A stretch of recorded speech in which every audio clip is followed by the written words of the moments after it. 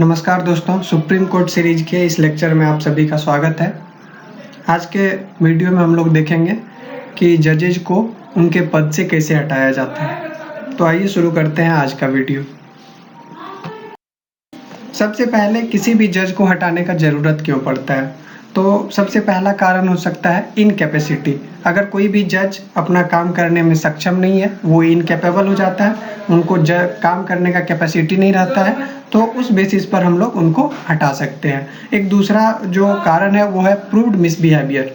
अगर वो मिसबिहेव करते हैं, अब ये इसको एक्सप्लेन नहीं किया गया है, तो दो कारण है। एक, या तो वो मिसबिहेव करे या वो इनकैपेबल हो जाए। जिस काम के लिए उनको रखा गया है, जिन काम के लिए जो उनका कर्तव्य है, अगर वो काम वो नहीं कर पाते हैं तो उस बेसिस पर उनको हटाया जा सकता है। तो दो ग्राउंड्स हैं हटाने के। पहला तो प्रूव्ड मिसबिहेवियर और दूसरा इनकैपेसिटी। दूसरा है सुप्रीम कोर्ट के जज को केवल प्रेसिडेंट हटा सकते हैं। ए जज of the supreme court can be removed by the president. लेकिन प्रेसिडेंट किसी भी जज को अपने मन से नहीं हटा सकते हैं, उनको हटाने का एक प्रोसेस होता है। The President can issue the removal order only after an address by Parliament has been presented to him in the same session for such removal। अगर पार्लियामेंट, भारत के दोनों सदन एक ही सेशन में प्रेसिडेंट को ये रिटर्न एड्रेस करते हैं कि इस जज को हटा दिया जाए, तभी वो उस जज को हटा सकते हैं। और जो ये एड्रेस होगा वो स्पेशल मेजोरिटी के द्वारा दोनों ही हाउसेस से पास होगा। मीन्स अगर किसी भी जज को हटाना है तो उसके साथ कोई जो ग्राउंड्स होना चाहिए, और वो ग्राउंड क्या होगा? कोई प्रूव्ड मिसबिहेवियर और वो इनकैपेबल हो जाए काम करने के लिए, मीन्स इनकैपेसिटी। अब जो सुप्रीम कोर्ट के जज को हटाएंगे वो भारत के राष्ट्रपति हटा सकते हैं, वो खुद के मर्जी से नहीं हटा सकते हैं। उनको हटाने के लिए पार्लियामेंट बोलेगी, और जो पार्लियामेंट के दोनों सदन जो इस एड्रेस को पास करेंगे वो स्पेशल मेजोरिटी से पास करेंगे। अब देखिए, जो द जजेज इंक्वायरी एक्ट 1968 है, उसमें पूरा प्रोसेस समझाया गया है कि किसी भी जज को उनके पद से कैसे हटाया जा सकता है। तो सबसे पहले एक मोशन लाया जाएगा। ये मोशन या तो राज्यसभा में लाया जा सकता है या फिर लोकसभा में लाया जा सकता है। और removal motion is to be given to the speaker और चेयरमैन। अगर लोकसभा में आएगा तो स्पीकर को दिया जाएगा, अगर राज्यसभा में आता है तो चेयरमैन को दिया जा सकता है। अब ये मोशन जो होगा, अगर राज्यसभा में पास होगा तो राज्यसभा के 50 मेंबर उसको साइन करेंगे। अगर लोकसभा में पास होता है, लोकसभा में दिया जाता है, तो लोकसभा के 100 मेंबर्स उसको साइन करेंगे। This motion must be signed by 100 members in case of Lok Sabha and by 50 members in case of Rajya Sabha. तो अगर जजेज को हटाना है तो सबसे पहले एक मोशन लाना है। ये मोशन राज्यसभा में भी लाया जा सकता है या फिर लोकसभा में लाया जा सकता है। लोकसभा में लाएंगे तो स्पीकर को देंगे, राज्यसभा में लाएंगे तो चेयरमैन को देंगे। अगर ये मोशन लोकसभा में लाया जा रहा है तो लोकसभा के 100 मेंबर इस मोशन को साइन करेंगे। अगर राज्यसभा में लाया जा रहा है तो राज्यसभा के 50 मेंबर उसको साइन करेंगे। नेक्स्ट है, अब स्पीकर चाहे तो, स्पीकर या चेयरमैन जो भी है, वो चाहे तो इस मोशन को एडमिट कर सकते हैं या चाहे तो रिफ्यूज कर सकते हैं। मीन्स वो कह सकते हैं कि ये मोशन सही है, इस पे आगे देखना चाहिए, या कह सकते हैं कि नहीं, इस मोशन में कोई भी सच्चाई नहीं है, इसको ख़त्म कर दिया जाए। तो अगर वो रिफ्यूज कर देते हैं तो मोशन वहीं ख़त्म हो जाएगा। अगर वो एडमिट कर लेते हैं तो अगर स्पीकर करते हैं एडमिट या चेयरमैन एडमिट करते हैं तो वो एक कमेटी बनाएंगे। वो कमेटी इन्वेस्टिगेट करेगी कि जो इन पे आरोप लगा है मिसबिहेवियर का या इनकैपेसिटी का, वो सही है या गलत। मीन्स अगर देखिए, सबसे पहले तो अगर चेयरमैन या स्पीकर उसको रिफ्यूज कर देते हैं तो मोशन वहीं एंड हो जाएगा। अगर उसको एडमिट भी कर लेते हैं तो भी एक कमेटी बनेगी, वो कमेटी इन्वेस्टिगेट करेगी दोनों ग्राउंड्स पे। अगर जिस ग्राउंड्स के बेसिस पे उनके विरुद्ध में मोशन लाया जा रहा है तो उनको देखेगी कि अगर इनकैपेसिटी का आरोप लगा है तो वो कमेटी जांच करेगी। जो ये कमेटी जांच करेगी तो उस कमेटी में कौन कौन से लोग होंगे?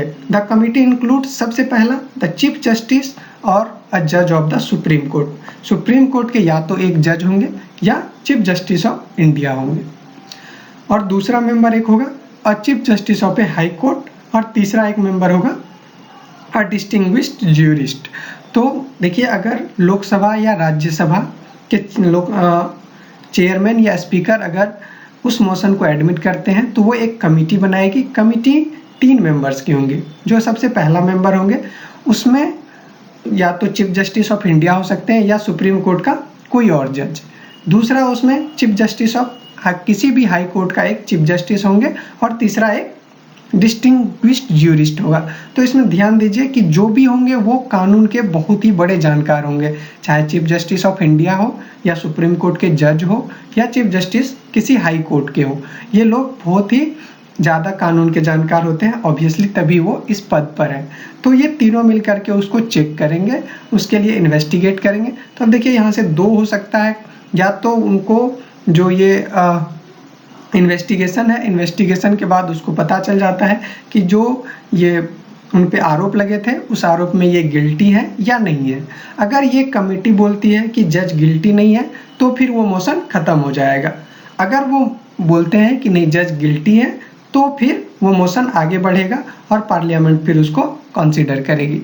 तो if the committee finds that the जज in question is not guilty then the motion ends. The जज, अगर ये फिर हो सकता है कि वो गिल्टी प्रूव्ड हो जाए। द जज in question is guilty then the house can take up the consideration of the motion. अगर जज को ये कमेटी मान लेती है कि गिल्टी है तो उसके बाद जो हाउसेस हैं वो अपना देखेगी कि आगे का क्या करना है।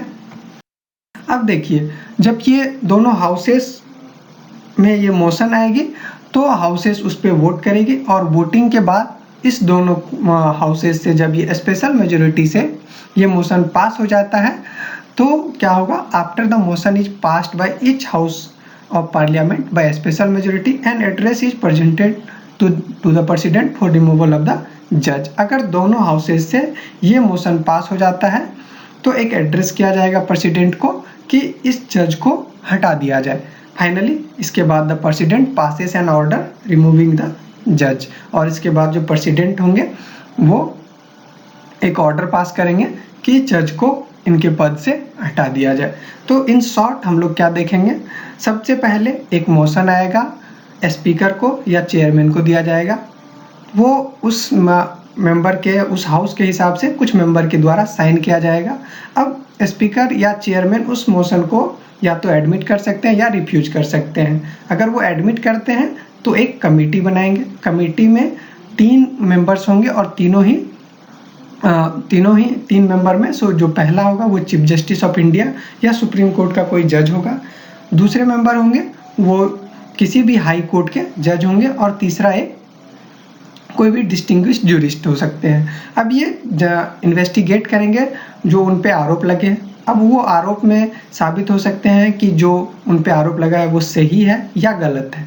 अगर उन पे पता चला कि जो आरोप लगा है वो गलत है तो मोशन ख़त्म हो जाएगा। अगर ये पता चलता है कि नहीं जो आरोप लगा है इनकैपेसिटी का या मिसबिहेवियर का वो सही है तो फिर पार्लियामेंट के दोनों हाउसेस उसको वोट करेंगे, और अगर वोटिंग के बाद स्पेशल मेजोरिटी से उस पर मोशन पास हो जाता है तो फाइनली प्रेसिडेंट उस जज को उनके पद से हटा देंगे।